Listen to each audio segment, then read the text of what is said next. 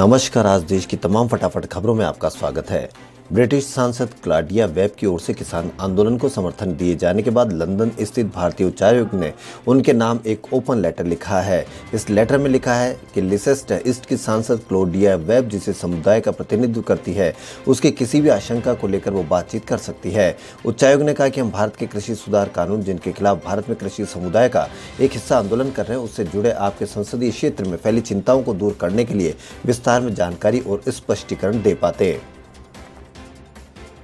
प्रधानमंत्री नरेंद्र मोदी ने मध्य प्रदेश के सीधी जिले में भयावह बस दुर्घटना को लेकर मंगलवार को शोक जताया और हादसे में मारे गए लोगों के परिजनों को 2-2 लाख रुपए की अनुग्रह राशि देने की मंजूरी दी। पुलिस ने बताया कि सीधी जिले में सुबह एक बस पुल से नहर में गिर गई। सीधी जिले के पुलिस अधीक्षक पंकज कुमावत ने बताया कि अब तक बाणा सागर नहर से 37 शवों को बाहर निकाला गया है। उन्होंने कहा कि बस को भी नहर से बाहर निकाल लिया गया है और इसमें अब एक भी शव नहीं है। दिल्ली में आम आदमी पार्टी की सरकार के तीसरे कार्यकाल के 1 साल पूरा होने पर पार्टी के नेता और दिल्ली के मुख्यमंत्री अरविंद केजरीवाल दिल्ली वासियों का आभार जताया। सीएम केजरीवाल ने कहा कि 1 साल पहले आप सभी ने अपने बेटे को दिल्ली की सेवा करने का एक और मौका दिया। बहुत कठिन साल था, लेकिन हम सब दिल्ली वालों ने मिलकर एक परिवार की तरह काम किया और पूरी दुनिया में दिल्ली का नाम रोशन किया। कोरोना महामारी के बीच दिल्ली के सभी लोगों ने सरकार के साथ मिलकर शानदार काम करके दिखाया। कोरोना के खिलाफ दिल्ली सरकार के होम आइसोलेशन, प्लाज्मा बैंक और ऑक्सीमीटर जैसे कामों की पूरी दुनिया में चर्चा हो रही है। पूर्वी लद्दाख के पैंगोंग लेक इलाके में डिसएंगेजमेंट की प्रक्रिया जारी है। सेना की ओर से जारी वीडियो में साफ दिख रहा है कि पीपुल्स लिबरेशन आर्मी के जवान न केवल अपने टेंट उखाड़ रहे हैं, बल्कि अपने टैंक भी पीछे लेकर जा रहे हैं। यही नहीं, फिंगर 8 से आगे बढ़कर चीनी सेना ने जो अस्थायी निर्माण कर लिया था, उसे भी वे गिरा रहे हैं। गौरतलब है कि पिछले हफ्ते रक्षा मंत्री राजनाथ सिंह ने संसद में कहा था कि पूर्वी लद्दाख में भारत और चीन की सेना के बीच डिसएंगेजमेंट को लेकर समझौता हुआ है। दिल्ली महिला आयोग ने 21 वर्षीय पर्यावरण एक्टिविस्ट दिशा रवि की गिरफ्तारी के मामले में दिल्ली पुलिस को नोटिस जारी किया है। दिशा की गिरफ्तारी के बाद आई मीडिया रिपोर्ट्स के अनुसार गिरफ्तारी में कानूनी प्रक्रियाओं का उल्लंघन किया गया है। कुछ मीडिया रिपोर्ट्स के अनुसार दिशा को पिछले 3 महीने से चल रहे किसान आंदोलन को समर्थन करने के आरोप में गिरफ्तार किया गया है। दिल्ली महिला आयोग के नोटिस में दिल्ली पुलिस से दिशा के खिलाफ दर्ज की गई कॉपी मांगी है। आयोग ने पूछा कि क्या दिशा की गिरफ्तारी के दौरान तय प्रक्रियाओं का पालन नहीं किया गया था। कृषि सुधार कानूनों के खिलाफ चल रहे किसान आंदोलन को 170 से ज्यादा दिन हो चुके हैं। इसी बीच किसानों ने विरोध में कई रैलियां और सभाएं की है। अब अगली तैयारी रेल रोको आंदोलन की है। किसान संगठनों ने घोषणा की है कि वह 18 तारीख को देश भर में हजारों किसान रेल पटरियों पर बैठेंगे। किसान 18 तारीख को शांतिपूर्ण आंदोलन करेंगे। उन्होंने कहा कि रेल रोको आंदोलन भारत के इतिहास में कोई नया आंदोलन नहीं है, यह भी विरोध का एक तरीका है। यह सबकी नजरें खींचता है, सरकार से लेकर देशवासियों तक। हम यह आंदोलन शांतिपूर्ण ढंग से करेंगे। हमने कल मशाल जुलूस भी पूरे देश में निकाला। केंद्र ने मंगलवार को उच्चतम न्यायालय से कहा कि वह नेटफ्लिक्स और अमेजॉन प्राइम जैसे ओटीटी मंचों को विनियमित करने के लिए कुछ कदम उठाने के लिए विचार कर रहा है। प्रधान न्यायाधीश एस ए बोबड़े, न्यायमूर्ति एस बोपन्ना और न्यायमूर्ति बी रामासुब्रमण्यम की पीठ ने केंद्र से एक स्वायत्त निकाय द्वारा ओटीटी के विनियमन के अनुरोध वाली याचिका पर 6 सप्ताह के भीतर जवाब दाखिल करने को कहा है। वही चेन्नई का मैदान, लेकिन परिणाम एकदम उलट। चेन्नई टेस्ट में खेले गए पहले टेस्ट में जहां भारतीय टीम को करारी हार का सामना करना पड़ा था, वहीं इसी चेपैक मैदान पर दूसरे टेस्ट में विराट कोहली ब्रिगेड पूरी तरह से बदले स्वरूप में नजर आई। भारतीय टीम ने दूसरे टेस्ट में इंग्लैंड को 317 रनों से हराकर 4 टेस्ट की सीरीज 1-1 से बराबरी कर ली है। मैच में इंग्लैंड की टीम अपने प्रतिद्वंदी के आगे हर क्षेत्र में पिछड़ी नजर आई और इसी के कारण उसे हार का सामना करना पड़ा। पश्चिम बंगाल चुनाव से पहले मिथुन चक्रवर्ती और संघ प्रमुख मोहन भागवत की मुलाकात को लेकर लगाई जा रही सियासी अटकलों पर एक्टर मिथुन चक्रवर्ती ने विराम लगाने की कोशिश की है।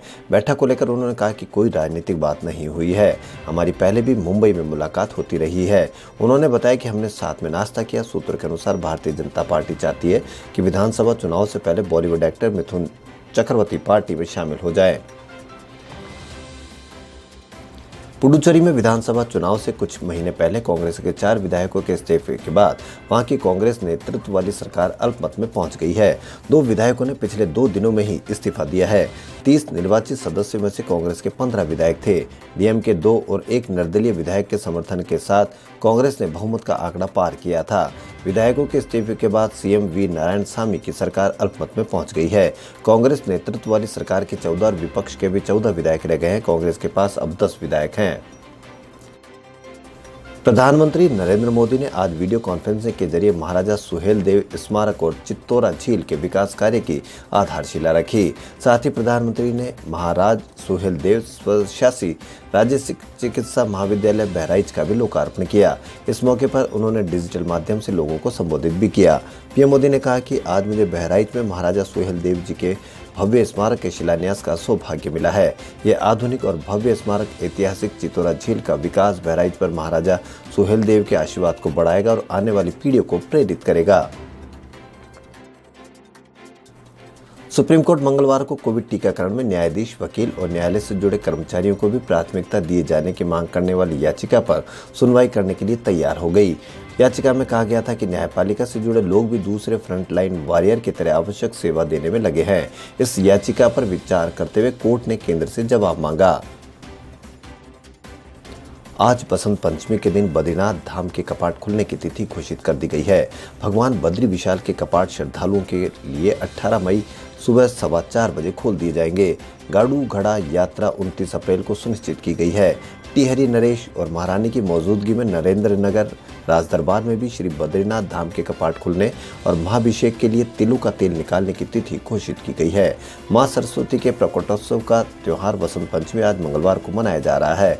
इस पर्व पर रवि योग, स्वार सिद्धि योग और अमृत सिद्धि योग का संयोग होने से पर्व का महत्व और अधिक बढ़ रहा है। बसंत पंचमी का बूढ़ मुहूर्त को देखते हुए प्राचीन काल से ही भू वैकुंठ यानी बद्री धाम के कपाट खोलने की तिथि से निर्धारण की परंपरा आज भी कायम है। देश में मौजूदा समय में तेल और गैस के दाम ऊंचाई पर है। कांग्रेस लगातार रसोई गैस और पेट्रोल और डीजल के दामों को लेकर हो रही बढ़ोतरी पर केंद्र सरकार को घेर रही है। इसी बीच बिहार के मुख्यमंत्री नीतीश कुमार ने पेट्रोल और डीजल की बढ़ती कीमतों पर बयान दिया है। हालांकि मीडिया से बातचीत करते समय सावधानी से प्रतिक्रिया देते हुए नजर आए। उन्होंने कहा कि पेट्रोल डीजल के दाम कम होते तो अच्छा लगता। साथ ही नीतीश कुमार ने लोगों को इलेक्ट्रिक वाहन इस्तेमाल करने की सलाह भी दी और यह भी कहा कि मैं तो खुद इलेक्ट्रिक वाहन वाला वाहन करता हूं। बॉलीवुड की मशहूर एक्ट्रेस दिया मिर्जा बिजनेसमैन वैभव रेखी के साथ शादी के बंधन में बंध चुकी है। उनकी शादी से जुड़ी तस्वीरें और वीडियो सोशल मीडिया पर भी जमकर वायरल हो रही है। वहीं हाल ही में एक्ट्रेस दिया मिर्जा ने भी शादी से जुड़ी तस्वीरों को अपने ट्विटर हैंडल से शेयर किया है। अपने इन तस्वीरों में दिया मिर्जा पति वैभव रेखी के साथ शादी की रस्में निभाती हुई दिखाई दे रही है।